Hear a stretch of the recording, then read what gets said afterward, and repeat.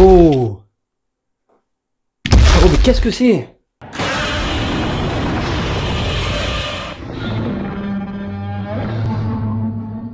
Ah oui, j'ai compris.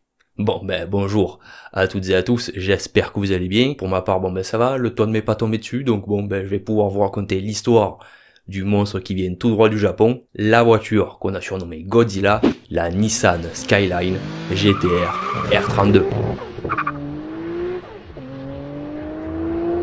Bon, pour comprendre les origines de la R32 et de son logo GT-R, il faut que je vous parle de là où tout a commencé pour le modèle Skyline. Donc au tout début de l'histoire, la Skyline n'était pas une Nissan. Ah! Et non, c'était une Prince, du nom complet Prince Motor Company. Par le passé, ce constructeur s'est fait remarquer avec la Tama, une voiture électrique construite juste après la Seconde Guerre mondiale, pour contrer l'embargo pétrolier que subissait le pays. Elle pouvait atteindre la vitesse folle de 34 km/h. Oui bon, c'est clair que ça rame, mais on parle d'une voiture électrique fabriquée il y a 80 ans, et ça suffisait au bonheur des taxis nippons qui l'ont utilisé jusqu'au milieu des années 50. Mais Prince tout à coup pète un boulon et décide de complètement changer de direction en produisant une berline, la Prince Skyline. Cette voiture fut conçue par Shinichiro Sakurai. Si vous vouliez savoir qui c'est qui a l'origine des Skyline, c'est bien lui. Et ce qu'il y a de bien, c'est que son histoire ne s'arrête pas là, car c'est lui qui va donner ses premières lettres de noblesse à ce modèle emblématique. Alors en 1960, le modèle évolue en coupé sportif. C'est cette voiture qui va faire ses premiers tours de roue sur circuit, lors d'un grand événement national, le Grand Prix du Japon. La voiture ne fait pas un très bon résultat, mais Shinichiro persévère. Il prend sa revanche l'année d'après avec son nouveau bébé, la Skyline 2000 GT. Elle est animée par un 6 cylindres 2 litres de 160 chevaux. Ça marche bien! Surtout pour l'époque, ce qui va grandement les aider, car à la fin de la course, il classe 5 voitures de la 2e à la 6e position. Alors là, chapeau. Oui, je pense qu'on peut les applaudir.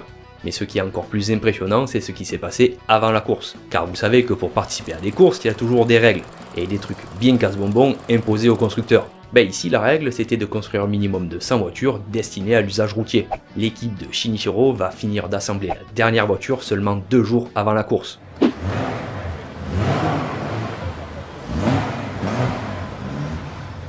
On fait un bond en avant jusqu'en 66, l'année du rachat de la Prince par Nissan, et il faut attendre 3 ans pour que Nissan ressorte des vieux cartons le nom de Skyline. Elle s'appellera la Skyline 2000 GT-R. Oui, le fameux acronyme qui fera trembler des générations de voitures. Elle va être déclinée en 2 modèles, la berline et plus tard la coupé. La plus connue, la fameuse Hakosuka. Ça veut dire Skyline carré en japonais, parce qu'elle est carrée. Oui bon, sur ce coup, ils sont pas fait chier pour trouver un surnom. Tout d'abord, c'est la berline qui va inscrire le nom de GT-R dans la légende. Cette propulsion, avec son 6 cylindres en ligne atmosphérique de 160 chevaux, qui fait un bruit magnifique, va remporter 36 victoires de rang. Ensuite, c'est la coupé qui prendra le relais pour cumuler à toutes les deux 49 victoires d'affilée.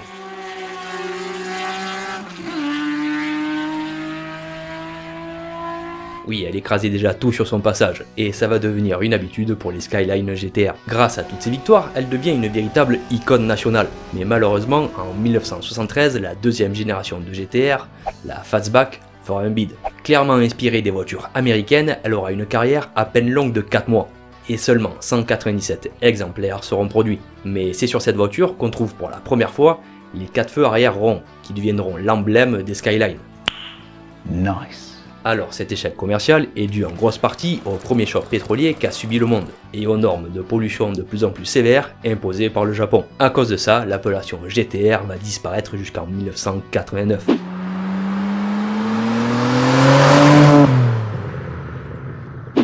Allez, il est temps pour nous de se pencher un peu plus sur notre bagnole du jour. Si Nissan a ressorti le nom de GT-R après 16 longues années, c'est pas pour faire du tricot. C'est pour la simple et bonne raison que les Japonais en avaient plein le cul comme 4 de se prendre débranlés par des Ford et des BMW sur leur propre circuit, dans la catégorie groupe A. Alors même si la R31 a remporté ce célèbre championnat en 86 et 89, les Japonais ne sont pas satisfaits. Ils sont chez eux et se doivent d'exploser la concurrence, et pas seulement gagner avec parcimonie. Alors pour cela, les ingénieurs nippons vont un peu s'énerver, juste un peu, parce qu'ils vont imaginer une voiture qui va exploiter tous les défauts du règlement de la catégorie groupe A. Ils décident alors de créer un monstre, la Nissan Skyline GT-R R32. Elle fut produite de 1989 à 1994 et 43 934 exemplaires ont été vendus. Alors la voiture va être extrêmement en avance sur son temps. Premièrement, son moteur, le RB26 DETT, un 6 cylindres en ligne biturbo de 2,6 litres 2 cylindrés qui monte jusqu'à 7000 tours minute. Bon, le problème, c'est que toute cette mécanique va être limitée à 280 chevaux d'origine, à cause du gentleman agreement, un accord entre constructeurs japonais parce que le gouvernement leur faisait pression, parce que c'était soi-disant de leur faute si les jeunes se tuaient en faisant des courses de rue. Alors bon, moi je suis pas le plus malin d'entre tous, hein, mais si les jeunes se tuent, c'est pas parce que justement ils font des courses de rue. On n'a pas besoin d'avoir des voitures de 300 chevaux pour s'emplafonner dans un arbre.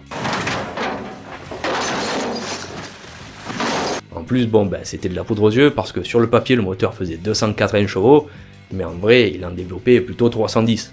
Et deuxièmement, il suffisait d'un coup de tournevis pour qu'il développe 400 chevaux. Car justement, les ingénieurs ont développé le bloc moteur pour la course, pour qu'il puisse encaisser énormément de puissance. Donc après ce petit bijou mécanique, les ingénieurs vont développer le châssis et le doter de 4 roues motrices. Elles seront gérées par le système ATESA ETS, un système hyper intelligent qui permet de redistribuer la puissance jusqu'à 50% aux roues avant quand il y a trop de watts aux roues arrière. Il y a même une jauge au tableau de bord pour vous indiquer tout ça. Donc en fait, la plupart du temps, la R32 GT-R est une propulsion. Je tiens à préciser qu'une version plus évoluée de ce système est présente sur la R35. Pour finir, la voiture est équipée de 4 roues directionnelles, ce qui prouve à quel point elle était en avance sur son temps. J'ai une petite anecdote. Il faut savoir que quand Nissan a développé la GT-R R32, ils se sont librement inspirés de la Porsche 959, l'une des meilleures supercars de l'époque, qui était équipée de 4 roues motrices et d'un 6 cylindres biturbo. Vous faites le lien?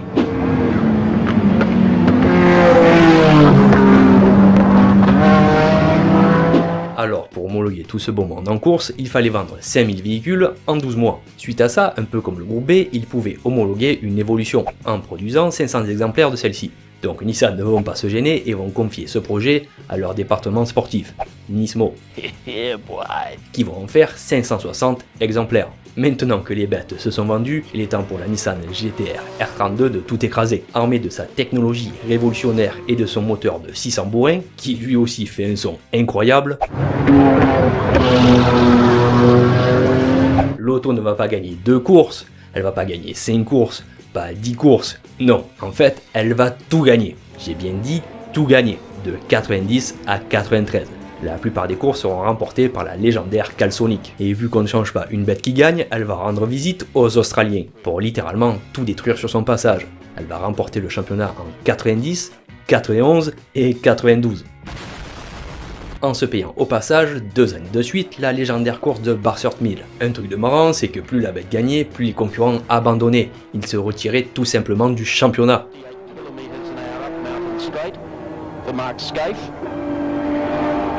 Les BMW M3 et les Ford Sierra RS500 étaient totalement impuissantes. Ils ne savaient plus quoi faire.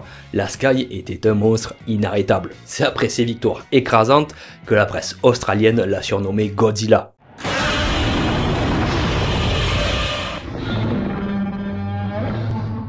En hommage au monstre qui vient tout droit du Japon, explosant tout sur son passage. Alors je sais qu'il y en a qui ont tendance d'appeler la R33, la R34 et même la R35 par ce surnom.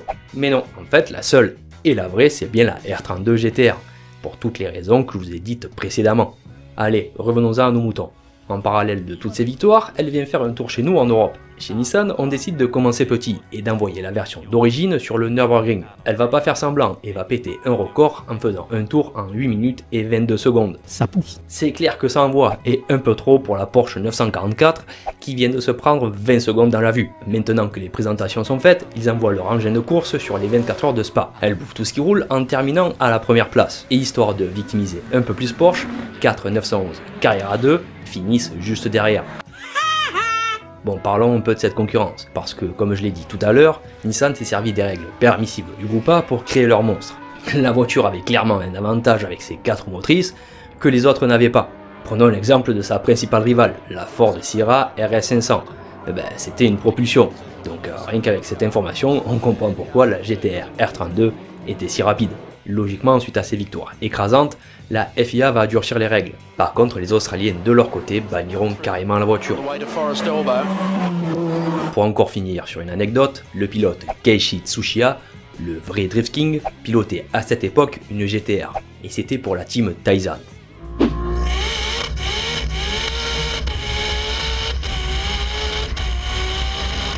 Donc pour célébrer leur victoire en 1993, Nissan vont développer une version améliorée de la R32, la V-Spec, V-Spec pour Victory Specification. La voiture se voit monter des jantes BBS de 17 pouces, plus larges et plus légères, des freins Brembo et la carrosserie quant à elle prend un peu de muscle. Mais c'est le système Atesa qui va avoir une grosse mise à jour, en subissant un très gros recalibrage. Ensuite en 1994, ils proposent la V-Spec 2, qui a pour le coup juste des roues un peu plus larges. C'est nul! Oui, là sur ce coup, je suis d'accord.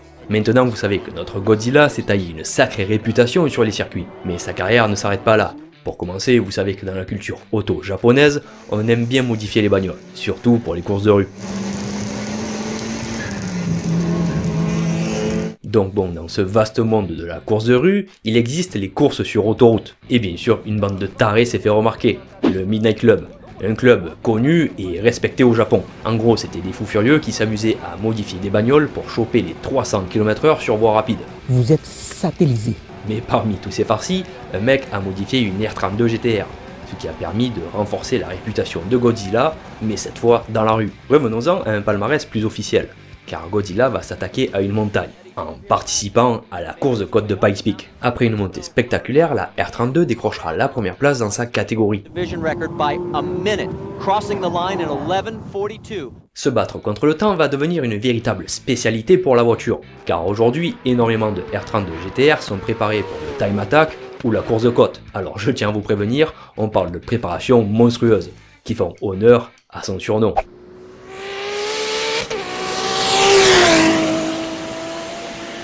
Et si je vous dis que j'ai encore plus impressionnant, en dragster dans la catégorie 4x4, une R32 GT-R a anéanti le record. Elle a fait un run en 7 secondes 57, pour une vitesse de pointe de 305 km/h. Ouais, là c'est une véritable fusée. Il faut savoir que la voiture utilise toujours le fameux RB26, modifié à plus de 1600 chevaux. Sans oublier qu'il monte jusqu'à 10 000 tours minute. Aujourd'hui, Godzilla fait rêver des milliers de personnes. On a été influencé par les jeux vidéo comme Gran Turismo, ou même les séries animées comme Initial D. Et puis on a eu l'avènement d'internet, et on a découvert ce qu'était vraiment cette voiture. Et moi personnellement, c'est ma voiture japonaise favorite. Parmi les personnes qui ont la chance d'en posséder, certains arrivent à en faire de véritables bijoux. Je prends pour exemple cette magnifique réplique de la Callsonic, présente au dernier festival de Goodwood. Cette bagnole continue à écrire sa légende, et ce n'est pas pour nous déplaire. Et par ce fait, c'est devenu une véritable icône de l'industrie automobile japonaise, et c'est facilement compréhensible. Bon, maintenant que la vidéo est terminée, j'aimerais vous demander quelque chose avec lequel je suis pas forcément à l'aise, parce que j'ai l'impression de faire la manche, mais bon, j'aimerais vous demander de liker la vidéo si jamais mon travail vous plaît. Voilà, de liker et de commenter, parce que c'est quelque chose qui est extrêmement important sur YouTube, surtout si on veut voir une chaîne évoluer.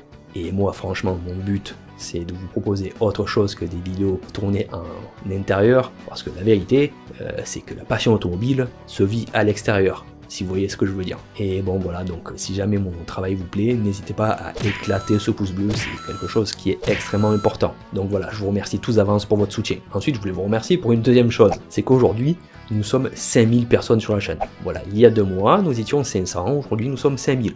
C'est énorme. Donc voilà, je vous remercie tous pour votre soutien, parce qu'en plus des abonnés, il y a eu énormément de soutien. Beaucoup de messages qui ont donné de la force. Donc voilà, je vous remercie tous, vous êtes énormes. Bon, je pense que j'ai tout dit.